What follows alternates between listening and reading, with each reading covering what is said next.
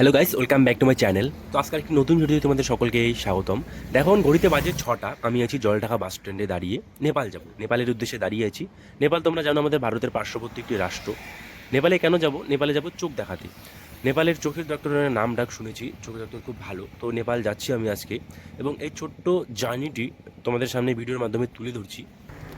Jaldhaka bus stand থেকে শিলিগুড়ির বাস ধরে আমরা শিলিগুড়ির উদ্দেশ্যে বেরিয়ে পড়লাম। দেখো তোমরা যদি কেউ প্রথমবার নেপাল যেতে চাও এবং অজানা রাস্তা, তো সেক্ষেত্রে তোমরা এই ভিডিওটি দেখো। আশা করি তোমাদের যেতে কোনো অসুবিধা হবে না। তো 10 মিনিটের মধ্যে আমরা শিলিগুড়ি পৌঁছচ্ছি। আমরা শিলিগুড়ি বাস স্ট্যান্ডে চলে এসেছি। এটা হচ্ছে শিলিগুড়ি বাস স্ট্যান্ড। এইখান থেকে তোমাদের যেতে হবে পানির ট্যাঙ্কি। পানির ট্যাঙ্কি নামে একটি জায়গা আছে, বাস নিয়ে তোমাদের পানির ট্যাঙ্কি যেতে হবে। এই বাস স্ট্যান্ড থেকে তোমরা দার্জিলিং, সিকিম, গ্যাংটক সবেরই গাড়ি পেয়ে যাবে, ছোটো গাড়ি পেয়ে যাবে। তো এই রোটেই তোমাদের পানির ট্যাঙ্কির গাড়ি ধরতে হবে নেপাল যাওয়ার জন্য। পার হেড 50 টাকা করে ভাড়া নেবে। শিলিগুড়ি জংশন থেকে আমরা এই গাড়িতে উঠলাম। এই গাড়িটা আমাদের পানির ট্যাঙ্কি পর্যন্ত নিয়ে যাবে। তো পানির ট্যাঙ্কি পর্যন্ত আগে যাওয়া যাক, চলো। বাইরের পরিবেশটা খুব সুন্দর ছিল, যেন পাহাড় আমাদের সাথে সাথেই চলছে। পাহাড়কে সাথে নিয়ে আমরা যাচ্ছি। দেখো বাইরের পরিবেশটা একটু।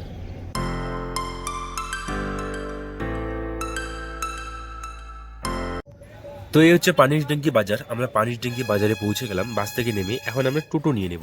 তোমরা ইচ্ছা করলে হেঁটেও যেতে পারো, টোটোও নিতে পারো, কোনো অসুবিধা নেই। বাস থেকে নামার পর প্রচুর টোটো তোমরা পেয়ে যাবে। এই যে ট্রাফিকটা যে আছে, ট্রাফিকটার বাস হেঁটে তোমাদের ঢুকতে হবে। ওইখানে চেকপোস্ট এবং বর্ডারের যে একটু আধার কার্ড চেক ইন হয়। আর একটা বেশ গুরুত্বপূর্ণ কথা, তোমাদের কিন্তু আসতে গেলে আধার কার্ডটা সঙ্গে নিয়ে আসতে হবে আইডি প্রুফ হিসেবে। তো তোমরা অবশ্যই আধার কার্ডটা নিয়ে আসবে আসলে। আমাদের গাড়ি লাইনে লেগে পড়েছে, চেক ইনের লাইনে। আধার কার্ডটা একটু চেক করবে বাস, অন্য কিছু করবে না, শুধু আধার কার্ডটা একটু চেক করবে বাস, আইডি প্রুফ হিসেবে বাস। আমরা চেকিং কমপ্লিট করে বেরিয়ে পড়লাম। এই যে ব্রিজটাতে দেখছো, এটা হচ্ছে অর্ধেকটা নেপাল এবং অর্ধেকটা ইন্ডিয়া। তো এই ব্রিজটা দিয়ে আমরা যাচ্ছি নেপালের উদ্দেশ্যে।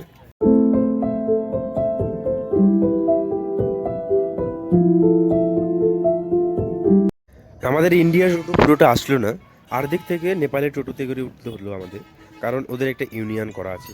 তো যাই হোক, নেপালের একটা বাস স্ট্যান্ড, এটার নাম হচ্ছে কাকরাভিটা। ওই টোটোতে করে আমাদের কাকরাভিটা বাস স্ট্যান্ডে এনে নামাই দিল। ওইখান থেকে নিতে হবে ছোট গাড়িগুলা, ম্যাজিক গাড়িগুলো যা আছে ওগুলাতে উঠতে হবে। 50 টাকা ভাড়া নেবে এখান থেকে। এখান থেকে যেতে হবে সরকারি মেসি আই হসপিটাল, এটা হচ্ছে সরকারি। এটা হচ্ছে শুধু চোখের চিকিৎসা করা হয়, আদার্স যে অন্য কিছু চিকিৎসা করা হয় না, শুধুমাত্র চোখের। তো ওই হসপিটালটা আমরা যাচ্ছি। এখানে এসে তোমরা বলবা যে মেসি আই হসপিটাল যাব, যেটা হচ্ছে সরকারি। তো ওইখানেই তোমাদের, এইখান থেকে তোমাদের নিয়ে যাবে এই সাফারিগুলাতে।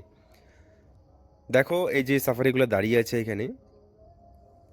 এখানে নেপালে আরও আদার্স অন্যান্য হসপিটাল আছে, যেগুলোতে আমরা যাচ্ছি না, সরকারিটাই যাচ্ছি আমরা। কাকারভিটা বাস স্ট্যান্ড থেকে আমাদের গাড়ি বেরিয়ে পড়লো নেপাল আই হসপিটালের উদ্দেশ্যে। তো এখানে বহু দূর দূরান্ত থেকে লোক আসে চোখ দেখানোর জন্য। তো যত আমরা নেপালের ভিতরে ঢুকতেছি, আমাদের মোবাইলের নেটওয়ার্ক আউট হয়ে যাচ্ছে। কিছু করার নেই, অন্য দেশ। অনেকটা জার্নি করে আমরা অবশেষে পৌঁছালাম মেসি আই হসপিটালে। তো এই হসপিটালটা অনেকটা এরিয়া জুড়ে এবং খুব সুন্দর হসপিটালটা, এবং পরিষ্কার পরিচ্ছন্নতা। দেখো এই হসপিটালটা পুরোটা শুধুমাত্র চোখের চিকিৎসা করা হয়, আদার্স অন্যান্য কোনো রোগের চিকিৎসা করা হয় না, শুধুমাত্র চোখের। হসপিটালটা প্রতিনিয়ত প্রতিদিন প্রচুর লোক হয়। এটা হচ্ছে হসপিটালটার বাইরের এরিয়াটা, এখানে প্রচুর ভিড় রয়েছে। তো এই ভিড়ের মধ্যে থেকেও আমাদের ডক্টর দেখাতে হবে। তো এইখানে একটা আপডেট দিয়ে দিচ্ছি, যারা নতুন আসবে বা প্রথমবার আসবে তাদের জন্য। প্রথমেই কিন্তু রেজিস্ট্রেশন করতে হবে। 8 নম্বর কাউন্টারে গিয়ে নতুন করে রেজিস্ট্রেশন করতে হবে। রেজিস্ট্রেশন করতে আধার কার্ড এবং 100 টাকা লাগবে। 8 নম্বরের পর 9 নম্বরের 3টা কাউন্টার, যেটা হচ্ছে ফার্মেসি, যেখানে ওষুধপত্র দেওয়া হয় 3টা কাউন্টারেই। এইখান থেকে তোমরা কিন্তু যে ওষুধপত্র বলতে ড্রপগুলো লাগে, ড্রপগুলো কিন্তু এইখানেই নেবে, কারণ এই ড্রপগুলো ইন্ডিয়াতে তোমরা পাবে না। তো এই হচ্ছে হসপিটালের ভিতরের যে এরিয়াটা, সেটা। এইখানে প্রতিনিয়ত প্রচুর ভিড় হয়। এবং এই যে রুমগুলো যে আছে, রুমগুলোর প্রত্যেকটারই বাইরে রুম নম্বর দেওয়া আছে। তোমাদের তাও যদি বুঝতে অসুবিধা হয় বা বুঝতে না পারো, এখানে স্টাফ রয়েছে 2-4 জনের মতন, তাদেরকে তোমরা জিজ্ঞাসা করতে পারো, তারা বলে দিবে কত নম্বর রুমে যেতে হবে। এইখানে চশমারও কাউন্টার রয়েছে, তোমরা চশমাও বানিয়ে নিতে পারো। চশমা বানাতে 1 থেকে 1.5 ঘন্টা সময় লাগে, চশমাও বানিয়ে দেবে এরা। তো ডক্টর দেখানো, ওষুধপত্র নেওয়া সবকিছুই কমপ্লিট আমাদের, খুব অল্প সময়ের মধ্যে সবকিছু হয়ে গেছে। আমরা দুজন ছিলাম, আমি ছিলাম এবং আমার মা ছিল, তাও খুব অল্প সময়ের মধ্যে সবকিছু হয়ে গেছে। তো এবার আমাদের বাড়ি যাওয়ার পালা, অনেকটা পথ আমাদের যেতে হবে। তো হসপিটালকে টাটা করে দিয়ে আমরা বাড়ির উদ্দেশ্যে বেরিয়ে পড়লাম। এবং তোমাদের যদি ভিডিওটি ভালো লেগে থাকে তাহলে একটি লাইক অবশ্যই দিবেন। দেখা হচ্ছে নেক্সট একটা ভিডিওতে। Thanks for watching.